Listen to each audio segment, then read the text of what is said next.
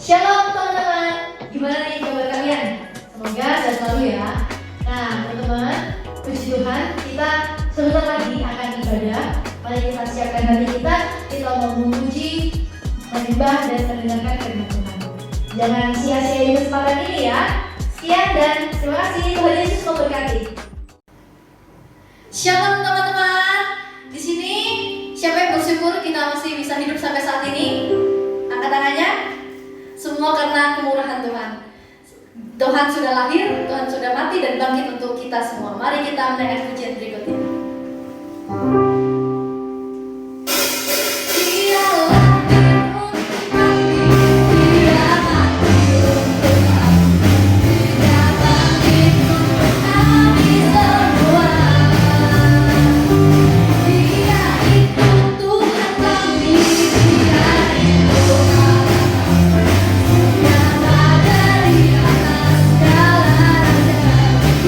Firman Allah, itu firman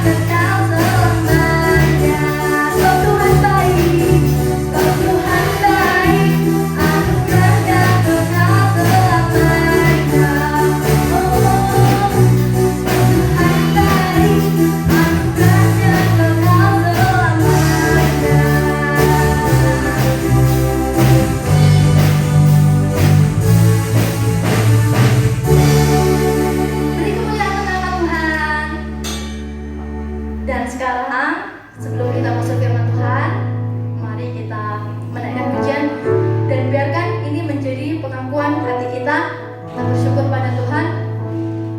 Sebelum itu mari kita berdoa. Selamat siang Bapa, selamat siang Tuhan Yesus Kristus yang ada dalam kerajaan surga. Terima kasih Tuhan, Tuhan sudah setia dalam hidup kami, Tuhan sudah menjadi sahabat kami. Terima kasih Tuhan, kami mau bersyukur dan ini kami mau mengaku Tuhan bahwa Engkaulah cinta sejati dalam hidup kami. Mari kita naikkan pujian berikut ini.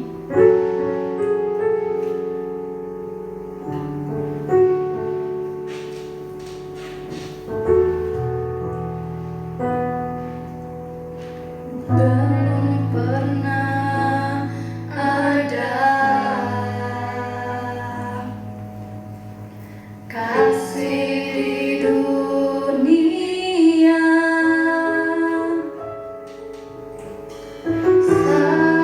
sanggup menerima diriku apa adanya selain kasih-Mu, Yesus.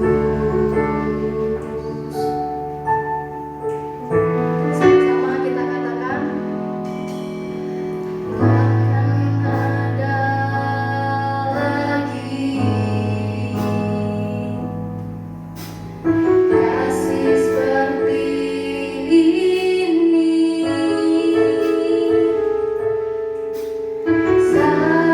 sanggup mengubahkan diriku menjadi baru selain kasih-Mu, Yesus.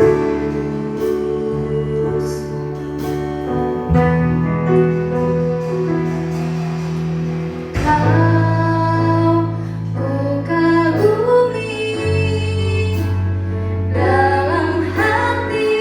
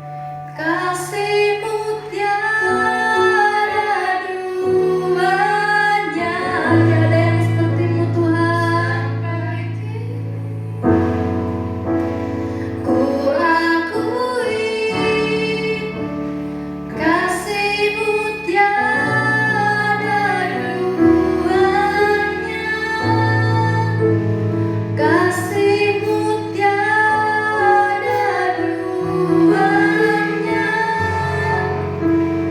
kasih-Mu tiada duanya.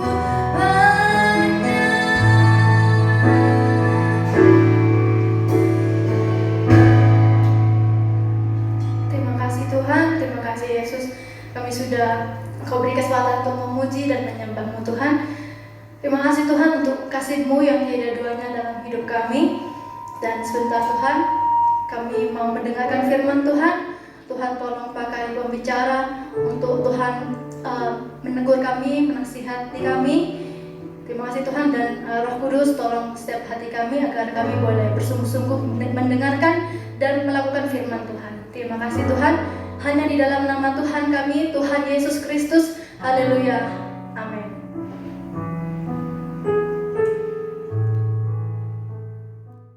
Puji Tuhan. Shalom teman-teman sekalian, bagaimana kabarnya? Kakak berharap kita semua dalam keadaan sehat-sehat.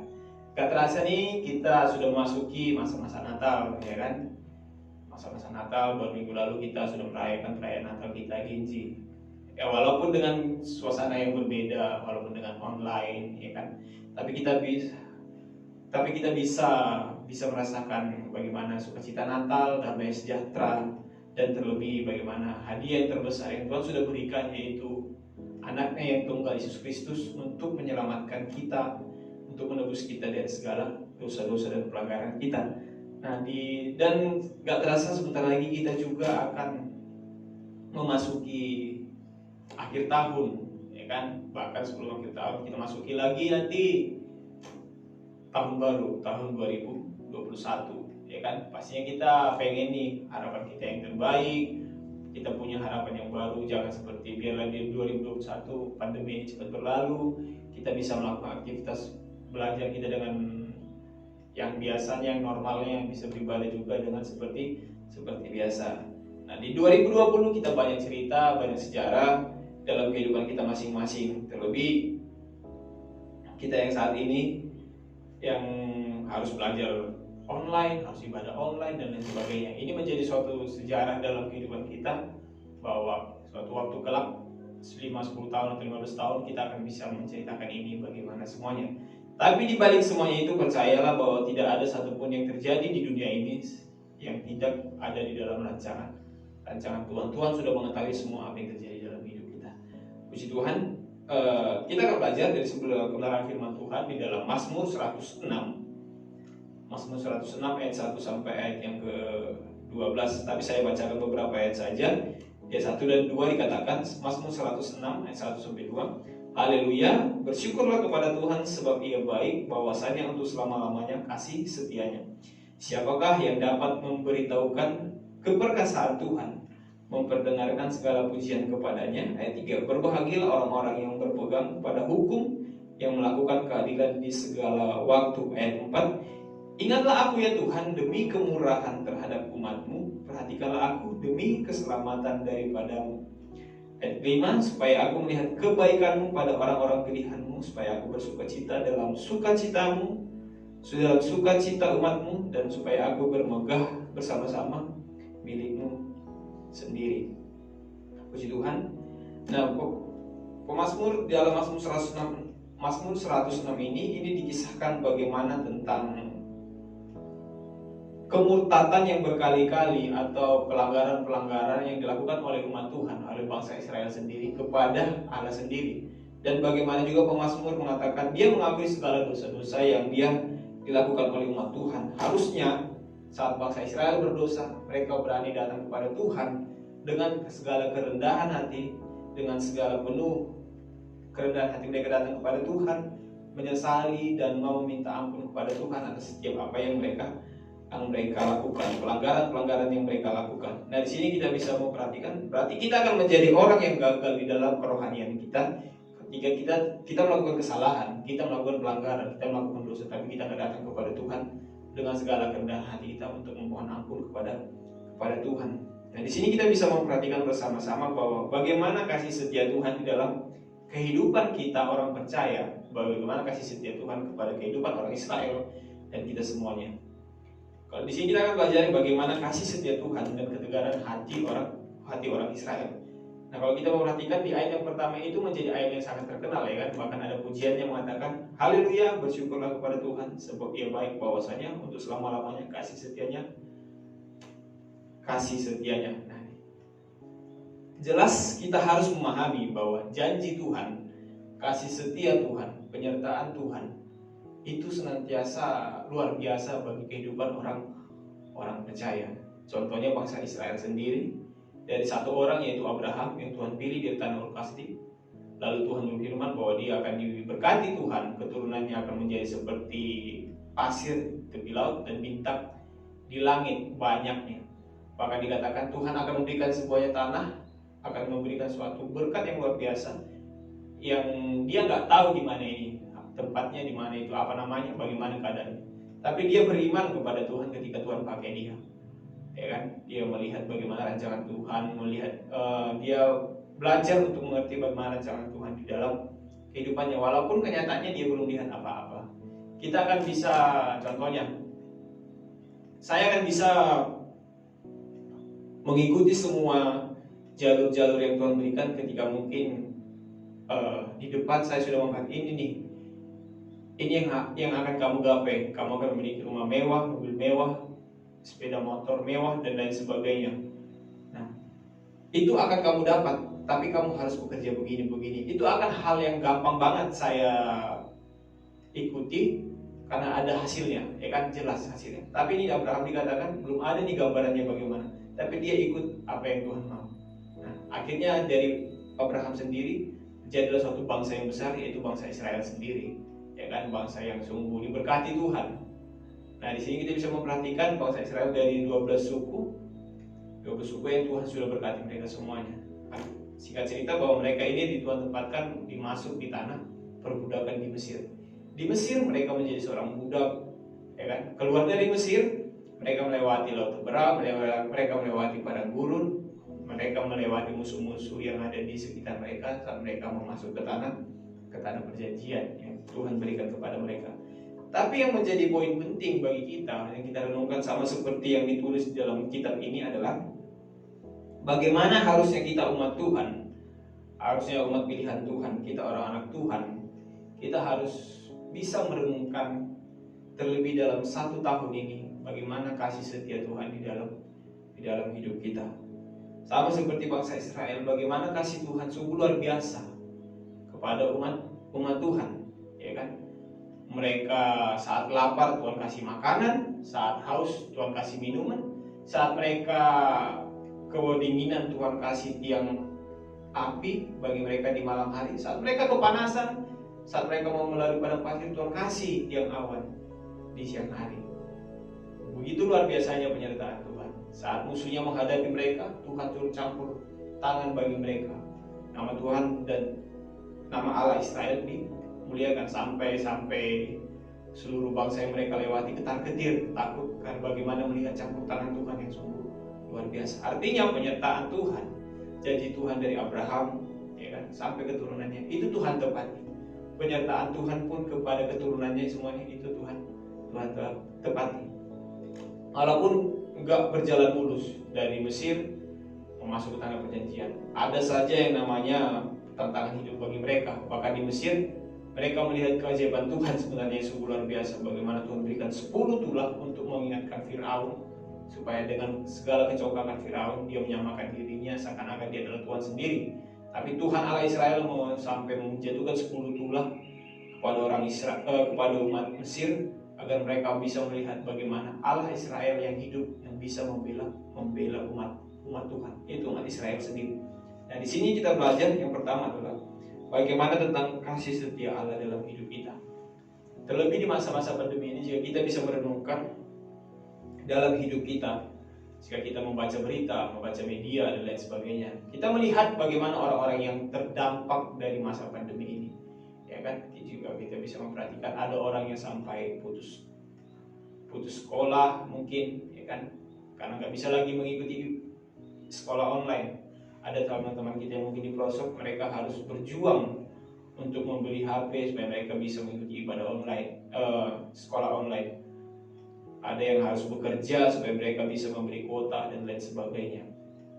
Bahkan ada orang yang harus kena PHK, ya kan, kena putus hubungan kerja dan lain sebagainya karena efek dari pandemi ini. Tapi dalam kehidupan kita sebagai anak Tuhan, kita bisa memperhatikan, merenungkan bersama-sama bagaimana sungguh luar biasanya Tuhan memberkati hidup kita sampai saat ini. Dalam 1 tahun ini, terlebih khusus 1 tahun ini, kita bisa memperhatikan penyertaan Tuhan. Sekalipun mungkin kita ada yang sakit, ya kan, sekalipun kita mungkin ada yang menghadapi hal yang sama, tapi kita bisa merenungkan, memperhatikan bagaimana Tuhan masih memelihara hidup kita, bagaimana Dia masih mengasihi kita, bahwa janjinya kasih setia Tuhan itu tiada batasnya. Kasih manusia itu sangat terbatas, ya kan. Ada mungkin orang yang mengasihi kita karena kita berbaik sama mereka, makanya orang lain berbuat baik kepada kita. Ada orang yang mungkin baik kepada kita karena mereka memiliki rasa belas kasihan. Tapi jika kita belajar bagaimana kasih Kristus dalam kehidupan kita, Dia benar-benar murni mengasihi setiap umat pilihannya, umat Tuhan, yaitu dengan sebuah pengorbanan, yaitu pengorbanan Kristus di atas kayu salib. Itu suatu hal kasih yang sungguh luar biasa, kasih setia Tuhan yang luar biasa. Bagaimana sampai saat ini kita juga masih bisa menikmati berkat-berkat Tuhan yang sungguh luar biasa sepanjang tahun ini, walaupun di masa pandemi. Kita nggak tahu bagaimana bingungnya orang tua kita nggak tahu bagaimana pergumulannya orang tua kita sepanjang pandemi ini untuk mencukupkan biaya hidup kita, biaya sekolah kita, dan biaya-biaya kita yang lainnya. Pernah nggak sih kita memikirkan bagaimana yang orang tua kita capai, orang tua yang mereka lakukan untuk mencukupkan apa yang kita butuhkan baik dalam pekerjaan usaha mereka, terlebih di masa pandemi ini. Jadi jika kita masih bisa menikmati semua yang Tuhan berikan kepada kita, bersyukurlah kita. Dan kita bersyukur kepada orang tua kita. Kita mendoakan mereka, kita melihat bagaimana perjuangan kerja keras mereka untuk membiayai, untuk mencukupkan setiap kehidupan keluarga kita. Jangan menjadi anak yang terlalu banyak menuntut kepada orang tuanya, tapi sekali-sekali terbebanlah untuk mendoakan mereka, untuk selalu mendoakan mereka. Karena kita nggak mengerti apa yang mereka pikirkan, apa yang mereka gumulkan di masa-masa saat ini. Tapi kita belajar juga bagaimana kasih setia Tuhan. Kita belajar bagaimana Tuhan masih memelihara kita masih bisa menikmati ini, kita masih bisa menikmati itu, kita bisa melakukan aktivitas kita ini dan itu walaupun terbatas. Tapi suatu hal yang luar biasa yang kita bisa nikmati sampai saat ini. Banyak teman kita yang lainnya, banyak orang-orang lainnya yang nggak bisa mungkin seperti yang kita rasakan, ya kan? Bahkan mungkin orang tua mereka harus putus hubungan kerja karena PHK, bahkan usaha orang tua mereka harus mengalami pilot dan lain sebagainya.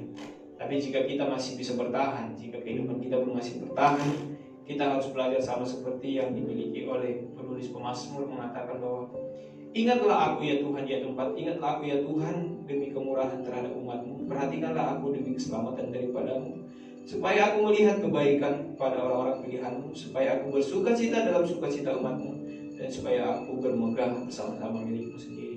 Ini penulis ucapkan bagaimana dia melihat kemerosotan moral dan kemerosotan spiritual yang dimiliki oleh Tuhan. Mereka sudah memperhatikan bagaimana pertolongan Tuhan dari perbudakan sampai masuk ke tanah perjanjian. Tapi toh mereka adalah orang yang bebal. Mereka mendukakan Tuhan, mereka mendua hati kepada ilah lain. Mereka nggak setia beribadah kepada Tuhan, ya kan? Bahkan mereka harus menyembah kepada ilah lain yang itu adalah menjadi sebuah kekejian bagi Tuhan. Padahal mereka sudah menikmati semua berkat-berkat Tuhan. Harusnya kita pun menyadari hal demikian. Kita sudah Tuhan pelihara sungguh luar biasa, kasih Tuhan sungguh luar biasa. Harusnya kita pun anak-anak Tuhan bisa merasakan bagaimana sih Tuhan itu sudah baik, kan?